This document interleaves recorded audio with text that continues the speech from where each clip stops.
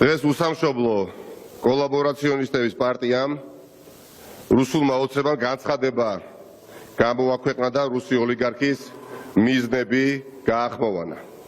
ეს წერილი წარმოადგენს ბიძინა ივანიშვილის შეუნიღბავ ანტიამერიკულ, ანტიდასავლურ და საქართველოს ეროვნული ინტერესების ღიად ღალატის მანიფესტს.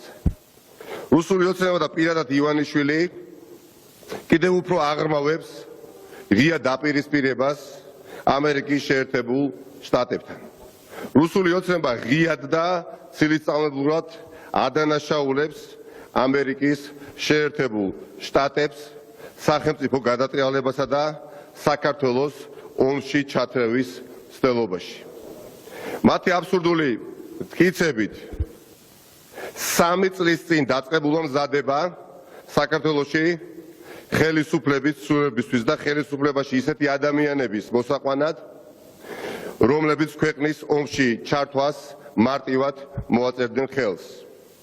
უსამშობლო რუსი ოლიგარქი და მისი პარტია რუსული ოცნება ამ ბოდვით ცდილობს ორი კურდღლის დაჭერას. ერთის მხრივ საკუთარ რადიკალურ ელექტორატში თავს იწონებს, თურმე როგორ ებრძოდა ამერიკის შეერთებული შტატები ბიძინა ივანიშვილს და ძვრაც ვერ უყო. ანუ ცდილობენ საკუთარი უძლეველობის მითის გამტკიცებას საზოგადოებაში. მეორე მხრივ კი სტრატეგიულ პარტნიორთან შედიან დაპირისპირების ისეთ სპირალში, რაც მათი ღრმა რწმენით ჩვენს მეგობრებს ხელს ააღებინებს საქართველოს ხარდაჭერაზე და გადავიქცევით რუსეთის ჩამორჩენილ გუბერნიად. რუსულ ოცნებას ავიწყდება ერთი რამ. ამერიკის შეერთებული შტატები ერთმანეთისგან კარგად მიჯნავს სტრატეგიულ პარტნიორ ქვეყანას და მის ხალხს და ამ ქვეყანაში ხელისუფლებაში მყოფ პარტიასა თუ ცალკეულ პიროვნებებს. ერთადერთი, რასაც ამით უსამშობლო ივანიშვილი აღწევს, არის ის, რომ პუტინის რეჟიმს უმტკიცებს ერთგულებას. ყოველი თავდასხმა ამერიკის შეერთებულ შტატებზე რეალურად არის რუსეთისკენ გადადგმული ნაბიჯი და საქართველოს ეროვნული ინტერესების ღალატი. ვფიქრობ, ჩვენს დასავლელ პარტნიორებს ახლა უკვე კარგად ესმით ივანიშვილის ცუდი ზნის შესახებ. როდესაც მას კორექტულად დიპლომატიურ ენაზე ესაუბრებიან, მას გონია, რომ თავისი გაიტანა და კიდევ უფრო აგრესიული ხდება და სულ უფრო და უფრო მეტი უნდა. რუსი ოლიგარქი ბიძინა ივანიშვილი უკვე გახსნილად ეწევა რუსულ თამასს.